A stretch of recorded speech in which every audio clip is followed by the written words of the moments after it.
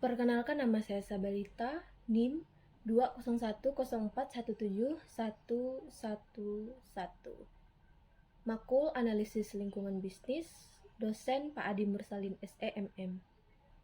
Di sini saya akan meringkas bab 7, yaitu mengetahui lingkungan bisnis, penggunaan strategi berbasis non-pasar di perusahaan.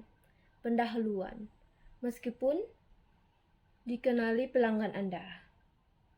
Ada hal terpenting untuk kesuksesan bisnis. Begitu pula, kenali negaranya. Ambil contoh Cina, di mana perusahaan lokal dengan cepat belajar bahwa menggabungkan praktek manajemen barat dengan memanfaatkan dukungan pemerintah yang cerdas dapat membuka pintu untuk memenangkan kontrak. Seperti yang penulis tulis ini, perusahaan barat sebaiknya memahami bagaimana perusahaan Cina menggabungkan strategi pasar dan non-pasar. Kenali pelanggan Anda dan dermawan. Kingsoft, sebuah perusahaan perangkat lunak terkenal di Cina, didirikan pada tahun 1988. Ia mengembangkan sebuah aplikasi perkantoran bernama WPS Office yang bersaing langsung dengan Microsoft Office di pasar perangkat lunak aplikasi perkantoran Cina. Menghadapi pasar yang belum berkembang dan persaingan yang kuat dari Microsoft, perusahaan memutuskan untuk menargetkan lembaga pemerintah sebagai basis pelanggan utamanya. Strategi bersaing berbasis non-pasar. Seperti yang dapat dilihat dari contoh-contoh ini, pemerintah dapat menjadi pelanggan yang unik, setara pada saat yang sama menyediakan sumber daya yang langka, legitimasi dan pengakuan, dan membantu perusahaan lokal tumbuh dan berkembang. Lingkungan kelembagaan Cina. Perusahaan di Cina harus memindai, memantau, dan merancang strategi untuk menangani 6 realitas lingkungan kelembagaan utama. Ini termasuk 1. Transisi berkelanjutan ke ekonomi pasar. 2. Membuka diri ke panggung dunia. 3. Melanjutkan pengembangan undang-undang dan peraturan yang mengatur kegiatan ekonomi. 4. Peran penting yang dinamika dimainkan oleh berbagai tingkat pemerintah dalam kegiatan ekonomi. 5. Keanekaragaman geografis dan perbedaan tahap perkembangan. Dan 6. Pasar produk yang berkembang pesat. Budaya Tionghoa. Dalam artikel ini, kami pertama kali menawarkan contoh perusahaan Cina yang menggunakan strategi non-pasar untuk bersaing dalam lingkungan yang dinamis dan kompleks. Melalui contoh-contoh ini, kami mencirikan pemerintah sebagai pelanggan, menyediakan sumber daya milik, penengah, dan membangun klaster ekonomi. Pemimpin jangka panjang dan kuat. Mikhail Habond dan rekannya menunjukkan pengaruh dinamisme Konfusianisme yang menekankan ketukan dan pengorbanan keuntungan jangka pendek untuk prospek jangka panjang.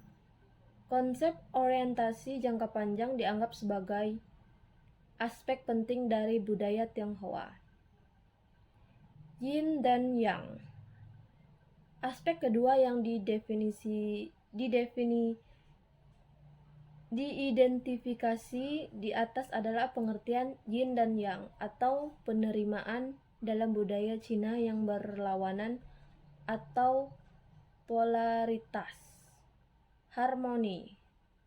Pengertian harmoni menekankan bahwa upaya dilakukan untuk mempertemukan prinsip-prinsip yang berlawanan. Cara berpikir tengah dalam budaya Tionghoa dapat memberikan saluran yang efektif di mana harmoni terjadi. Holisme merupakan aspek penting lain dari budaya Tionghoa yang akan membantu mencapai dan memperkuat harmoni. Dari perspektif holistik, setiap entitas, baik itu bangsa atau organisasi atau individu, dipandang sebagai keseluruhan yang kompleks dan interaktif yang terdiri dari bagian-bagian yang saling terkait. Fleksibilitas dan kemampuan beradaptasi. Kami juga mencatat bahwa budaya Tionghoa tetap merupakan budaya terbuka dan memiliki kemampuan luar biasa untuk menerima dan menginternalisasi ide-ide baru dan pemikiran baru. Budaya Tionghoa telah mengalami akulturasi dan sosialisasi yang signifikan selama berabad-abad dan terus berlanjut. Pikiran penutup jelas. Bisnis harus mengembangkan sumber daya dan kemampuan mereka sendiri. Untuk bertahan dan berkembang di pasar, konteks Cina unik yang diperiksa sebelumnya menyiratkan bahwa perusahaan lokal di Cina perlu memikirkan cara efektif untuk bekerja dengan pemerintah guna mendapatkan sumber daya pasar, dukungan, legitimasi, dan untuk meningkatkan lingkungan operasi mereka.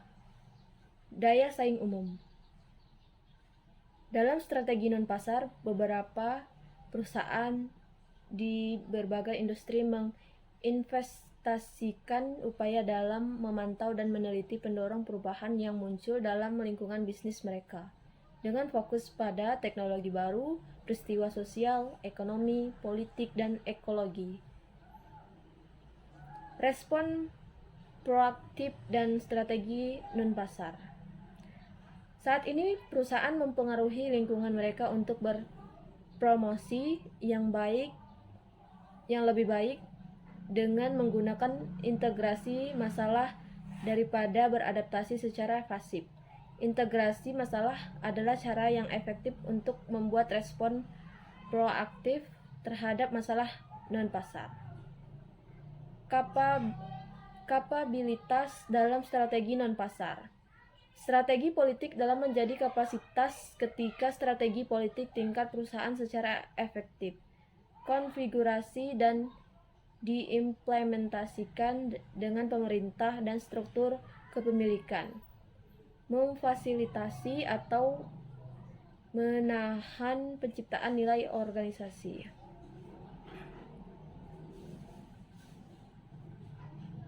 Strategi jaringan, lingkungan dan non-pasar.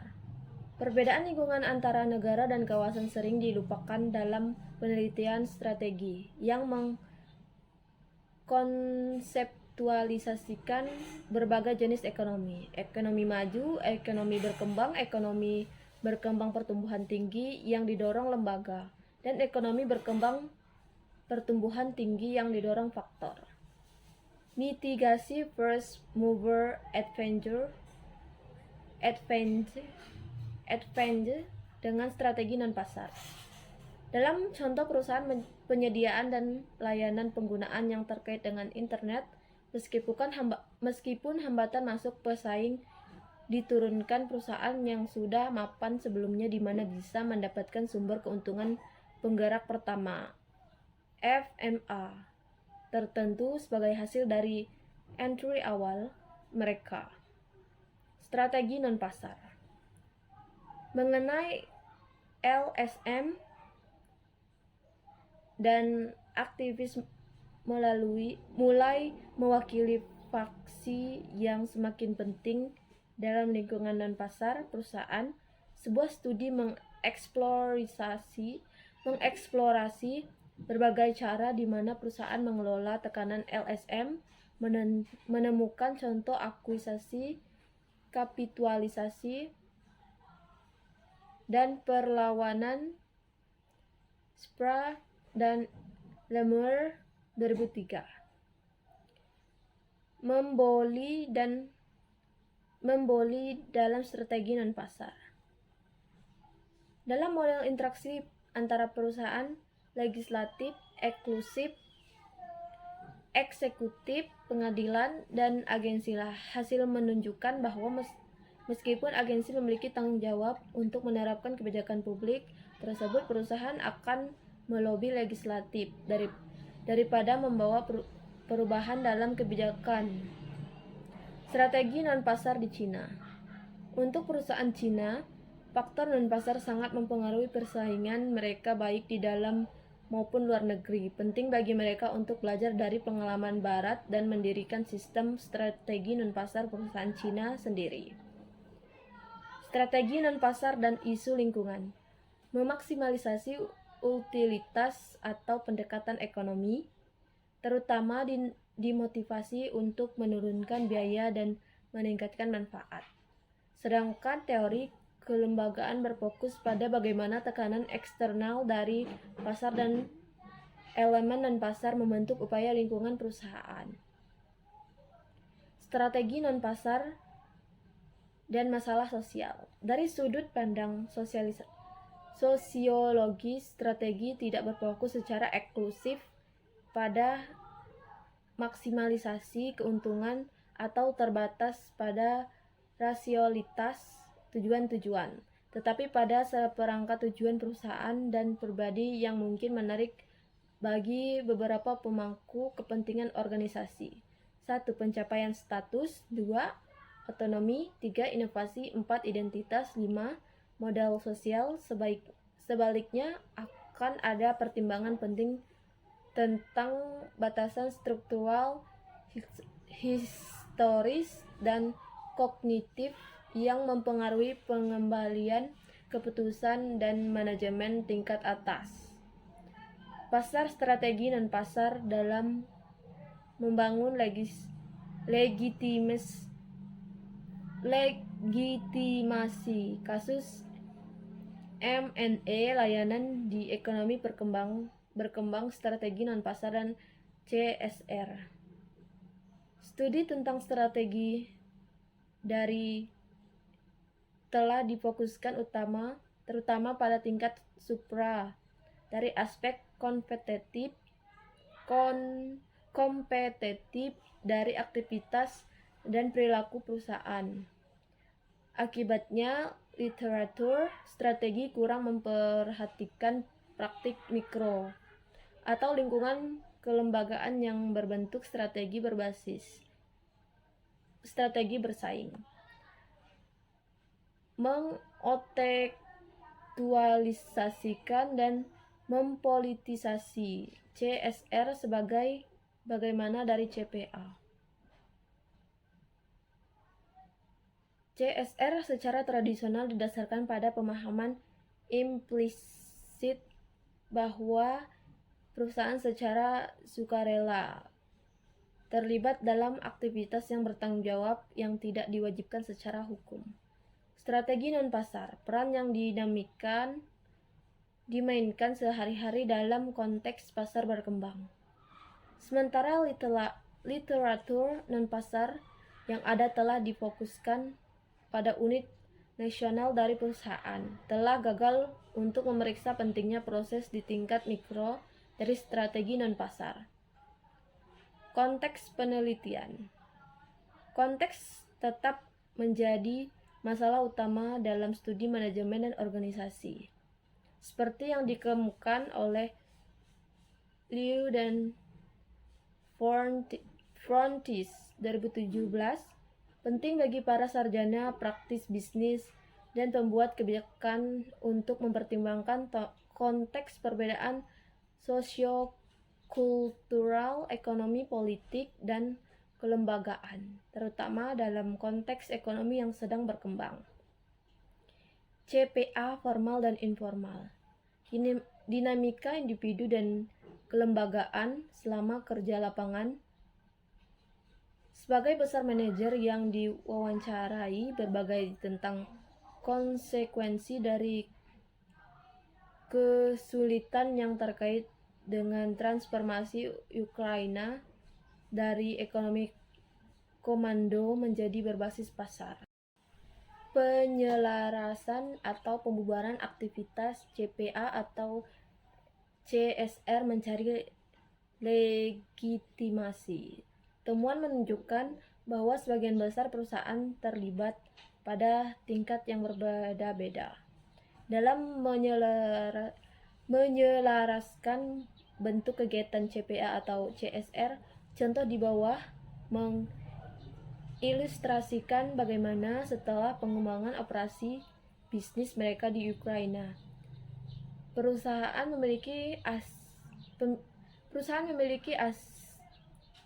milik asing telah memilih untuk terlibat dalam kegiatan filantropi sebagai cara untuk mencari legitimasi di berbagai pemangku kepentingan. Komplementaritas paksa dan legitimasi isomorfik. Pendekatan tradisional untuk CSR dalam konteks barat mengasumsikan bahwa ketika sebuah perusahaan terlibat dalam aktivitas CSR dimotivasi oleh bias instrumental atau normatif, itu dilakukan secara sukarela. Implikasi praktis. Temuan empiris yang diuraikan dalam artikel ini juga memiliki implikasi bagi praktisi bisnis dan pembuat kebijakan. Pertama, mereka menyoroti pentingnya mengenali tentang kasus yang dihadapi oleh manajer bisnis UKM yang berbasis di negara maju ketika mencoba untuk masuk, dan yang terpenting, tetap berada dalam pasar negara berkembang yang seringkali tidak pasti dan berisiko secara politik. Sekian ringkasan saya bab 7. Jika ada salah kata atau pengucapan, saya mohon maaf dan terima kasih.